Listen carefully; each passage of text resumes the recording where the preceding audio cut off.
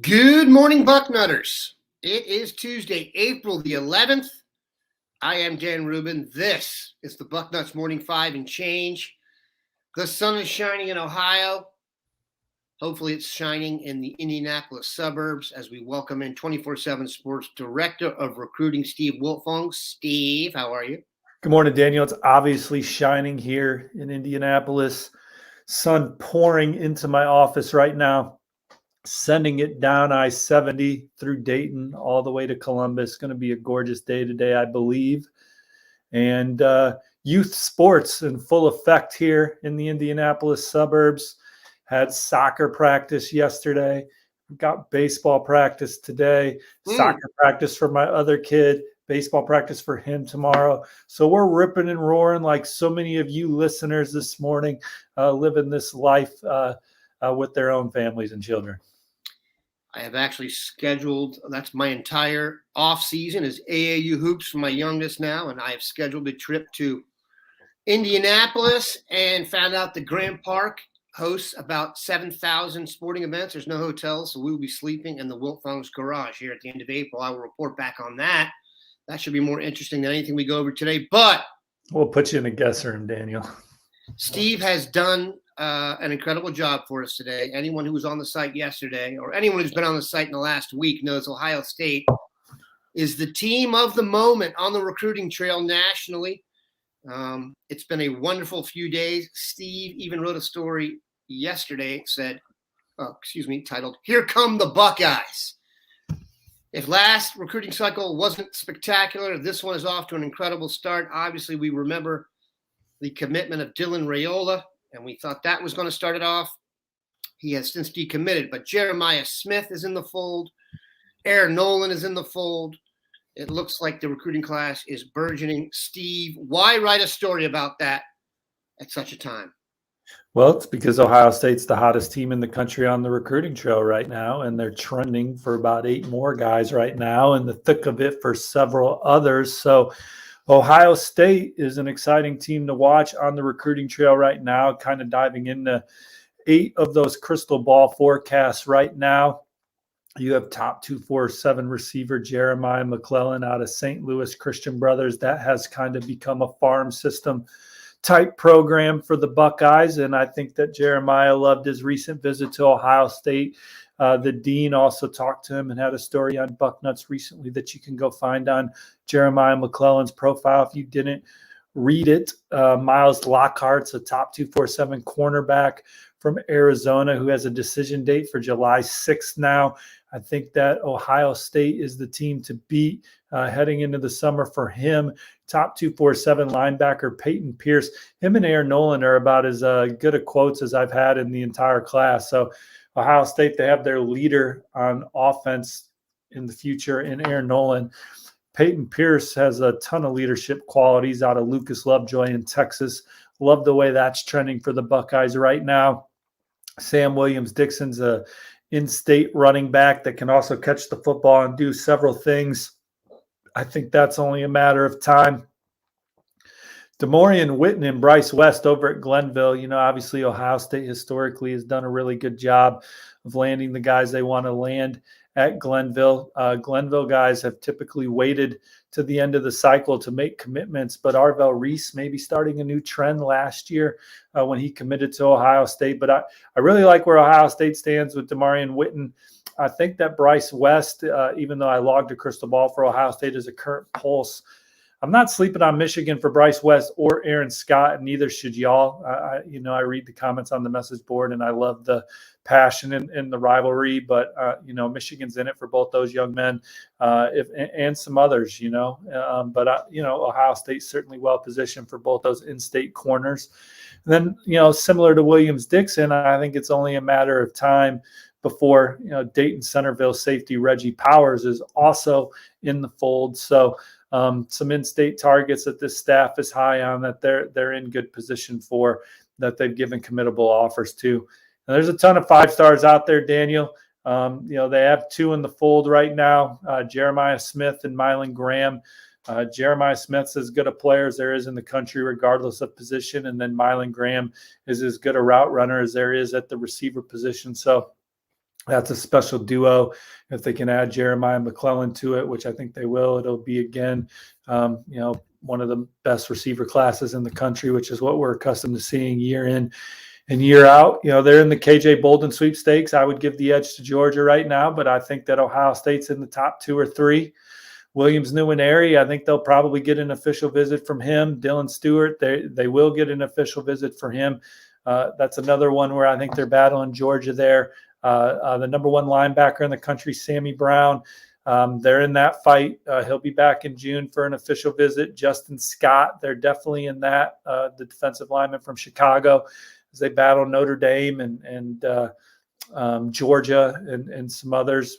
Charles Lester is a corner from the state of Florida, who I like. Sarasota. Florida State. What's Sarasota. Up? Yep, from Sarasota. That I like Florida State for right now, but Ohio State's on his short list. And then I wrote in the story yesterday, don't sleep on Ohio State for Kobe Black. I'm not predicting Ohio State for Kobe Black. I'm not predicting anybody for Kobe Black right now. I think Ohio State really moved the needle with him based on talking to several people about that visit a couple weeks ago. And then it just Josh Trader, Jeremiah Smith's teammate from Chaminade Madonna. I have crystal balled to Miami, but there have been times where Ohio State has led in that recruitment. And at any time, maybe they're the leader again. I know Brian Hartline's done a good job with him, and Ohio State's track record and everything certainly speaks to him. And as I continue to ramble about good things happening for Ohio State on the recruiting trail, Aiden Breland is a top 247 defensive lineman from Santa Ana Mater Dei. He recently told my colleague Greg Biggins that his visit to Ohio State was maybe his best one to date. I love where Ohio State's positioned for Booker Pickett. He's visiting this weekend out of Tampa Wharton. I wrote about him a month ago or so and wrote on Bucknuts, but just bringing it back up again. Ohio State's the program that's been doing the best job recruiting him. He was at Ohio State spring game last year, coming back this weekend. He's an electric pass rusher. He makes a living in the backfield. Tony Alford's leading that recruitment. But obviously several coaches involved. I think that Ohio State is in a very good position for Booker Pickett as he comes back to Columbus this weekend. Ohio State, they already have a really strong, big physical offensive line class. They'd like to add to it. You got guys like Brandon Baker and Gerby Lambert out there. I have to remove my prediction for Jordan Seaton. I don't see that happening for Ohio State any longer. But some other guys at Ohio State's in the middle of it for. You got Marquise Lightfoot from Chicago Kenwood. He's an edge rusher. Linebacker Kingston Viamu Asa from California. Tight end Max LeBlanc. I could see him also ending up at Ohio State. I think there's some people that think he'll be a Buckeye. Top 247 linebacker Edwin Spillman from Tennessee. Might be hard to beat the Vols on there, but Ohio State's in that one. And my colleague Alan True, he mentioned to me yesterday that he thought Ohio State and Michigan were best positioned for Marquise Lightfoot out of the Windy City. So he's also had an extremely productive junior season for Kenwood there. A lot of plays behind the line of scrimmage. So Ohio State in good position for him as well. And there were some names that, I didn't put in the article, but good players that Ohio State's also in on. Ladies and gentlemen, cut it, paste it. That was about the best condensed update on the Buckeyes you're going to get. He nailed every name. The only name you did not mention was Jaden Jackson from IMG, the defensive lineman you wrote about will be here this weekend. And Zabian. I didn't talk Zabian much. Brown from Mater Dei, my bad. Yeah. So I spent some time with Zabian earlier this spring, and he's on the same 7-on-7 team as Charles Lester, Jeremiah Smith, some of those guys, Josh Trader, of course. But Zabian's got Ohio State near the top of his list, or at least, I don't know if his list has changed since when I talked to him, but it was like Alabama, Ohio State, USC, Oregon. Those guys were contenders. With Jaden Jackson, he just put out a top 12. He's visiting Ohio State this weekend. He played his early years of high school football. He's at IMG Academy now, but he played at Brownsburg here in the Indianapolis area. So he's got some Midwest flavor to him as well. We'll see. A lot of names out there. Brownsburg's down by Cincinnati, isn't it? Brownsburg's by me, man. It's in the Okay. suburb down the loop. So we got this circle around Indy called 465. I'm here. Brownsburg's over here. I have it confused with some other town that's down there on the water. All right, we're going to take a break because Steve needs to breathe for a second. And you have answered every question I have. We're going to go now to the people for a few questions. And I think you will see a theme developing here, and that the people who are thankfully tuned into the show are the recruit nicks. They are not satisfied anymore with just being the best at recruiting quarterbacks and receivers. People want defense. So that is what people want to hear about. So let's generally hit it like this and see what you think of this. What is Jim Knowles' deal in recruiting? Seems like he has a tough time with recruits. Am I wrong, or is he having a tough time? Your thoughts? Does he?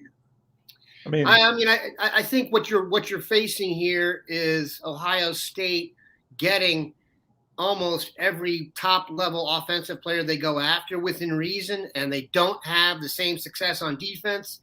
I'm not sure how you could, but people are seeing that as an inequity. So I don't know. I mean, I just look up and see a team that's good enough to win the national championship. So, I mean,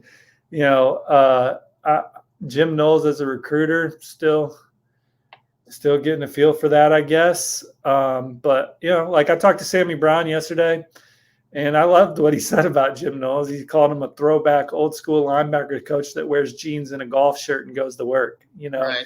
And the funny thing, when you go out on the road and you're at places where college coaches are at, because the college coaches are going to be able to go out on the road starting April 15th, I believe, and go evaluate prospects and, evaluate prospects. I don't know why I had to say that twice. And the coaches are typically wearing khakis and a golf shirt or a pullover. The coaches from Texas would always be in jeans. I would always notice that. And I guess Jim Knowles is kind of in that mold of jeans out there on the road in this industry. Not a lot of denim in the college football space. I still wear jeans, and my children. Well, I mean, I wear jeans, but we're on the media side.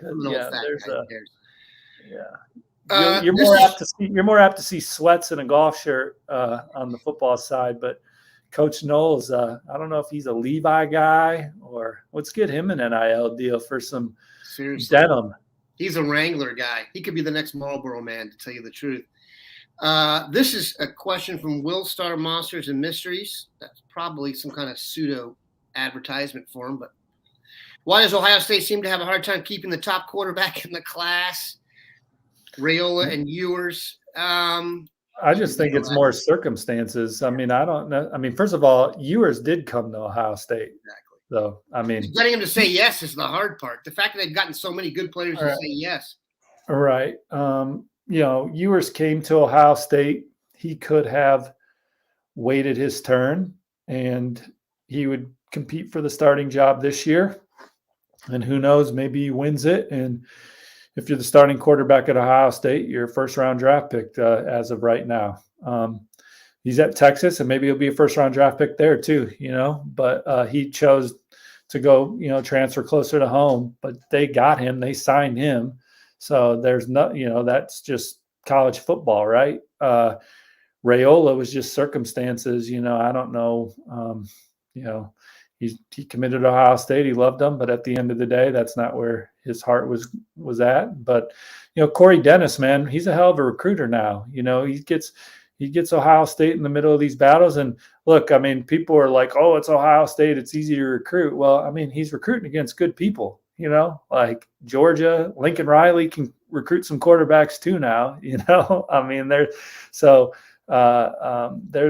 he's won some massive recruiting battles on the trail to be able to pivot to a Devin Brown after Quinn Ewers enrolls early, to be able to get Aaron Nolan. I mean, these are great recruiting wins. And Dylan Raiola is the only decommitment at the position, right? Because Quinn Ewers enrolled, so they've held on. Did I miss anything? no one who I would think was projected to be a starter. You got the Austin Novosads of the world when we went through all that, and then Novosad wasn't committed to Ohio. So Novosad was on the cusp of going to Ohio State, but I mean, Ryan Day and Corey Dennis and them, fell in love with Lincoln Knowles and got him to come to Ohio State. Yeah, they had the kid Brock that went to Florida State eventually. He was committed for a little bit, I think. Sure. Yeah, you're right about that. But I think it ain't Lesnar. Who? That's the only name that's coming to my mind is Brock Lesnar, and it's not him. It's Brock something. Anyway. Brock Glenn. You got it. He did decommit. But again, I think Ohio State is extremely happy with Lincoln Knowles. I know he was recently in Columbus. When it comes to quarterback and wide receiver, we just have to, until further notice, you need to give them the benefit of the doubt. They've earned that. Not you, but we do. I do. Everybody does. And let's talk running back too. You guys, I mean, you see all the injuries y'all had last year. You guys were out there against Michigan playing a guy that originally was playing defense, and he was productive. And then I see all this Tony Alford slander because he couldn't keep Mark Fletcher in the fold. Well, that was who's the best running back coach ever? Like, they're not keeping Mark Fletcher in the fold last year. Just with circumstances. Right. Unless you were at Miami. Because that was where the biggest check was. Come on now. Everyone knew that. And also, Mark Fletcher is a nice running back. He's a good player. Mark Fletcher is a really good running back. He's not the same. For Ohio State, if I had a choice between Mark Fletcher and James Peoples, I would take James Peoples 100 times out of 100. That's just me. I mean, I think Ohio State would have loved to have them both, but they just weren't going to keep Mark Fletcher. Mark Fletcher's a good player. He can play anywhere. He could play anywhere.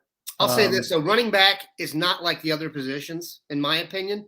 And I'm not saying this because it's been minimized at the NFL level. And I'm a Cowboys fan who is praying to all things get out that I actually get to watch Bijan Robinson on my team now that I got screwed out of it the first time by his grandparents' proximity to the school. There are more running backs out there than other positions. That's just a fact. They went and got Mayan Williams late, and he's been fantastic. So it's not left tackle, quarterback, corner. Mine was committed to Iowa State. I'm sorry? Mine was committed to Iowa State. He's going to come in there and be the next Breece Hall. So that's what I'm saying. They could go out and get a running back 2 weeks before But mine was in state. I know it. They let him roll. Mayan, you remember Mayan's nickname? He was a thick little guy for a while, but he's certainly. Come on. Well, that running back room's healthy this year. Oh yeah, it's as good as anyone has in college football. The guys were prepared at the position to play on game day, and it's good now. But let's make sure when we head back to the fall that it's healthy. It's participation wise in the spring. It's not. It looks more like the Michigan and the Georgia game. We need to make sure everyone's healthy. We need to make sure Travion Henderson's back. I'd love to see a healthy training camp from Evan Pryor. I don't know if we're going to get that. Mayan Williams needs to stay healthy. Dallin Hayden. You know what I'm saying? So if they're healthy, they're good. But they got to stay healthy, man. You can't. And Xavier Johnson's now hurt for so you got what? Jamonte Trainum's the only guy getting carries right now. Dallin Hayden, I guess, is back there. Let's finish with this. What % chance does Steve give us for Sammy Brown? 5 to 10% chance. Sounds right. You're in the game. You swing at guys like this when you're Ohio State, but I mean, I certainly think Georgia and Clemson are well positioned. I think he really likes Oklahoma. I think he really likes Tennessee. I think he really likes Ohio State. Those are genuine deals. And hey, I've been surprised before. We all have. You follow recruiting for a long time. You think you got this thing pegged, and you think it's these two teams, and then voila, at the end you start hearing, well, it's actually this team. So maybe that'll happen. But I just, I'm not seeing it that way right now. But I do think he loves Coach Knowles. I do think he loves Coach Laurinaitis. That's one of his best relationships. I know he's loved his visits up to Ohio State. I know he's excited to get back to Ohio State. So you just keep you just keep on keeping on, and then you see what happens at the end. Do you think Sammy Brown and Peyton Pierce play the same position, and could the commitment of one affect the other? No, they wouldn't affect the other. All right, sir. Well, look who it is. Time to go. Got plenty of people on here. We appreciate Steve stopping by. Here's what I would say to everybody. Ohio State is tearing it up on the trail, and you want to be near the computer or your phone or everything, because I have a feeling there'll be some more commitments coming later this week, and then they've got a lot of guys here this weekend. So Sunday night should be a night to be on board. We appreciate the director of recruiting for 24/7 Sports stopping by, Steve. Thank you, sir. Take care, y'all. Have a good one. See you in the front row. See you, Daniel. All right, brother.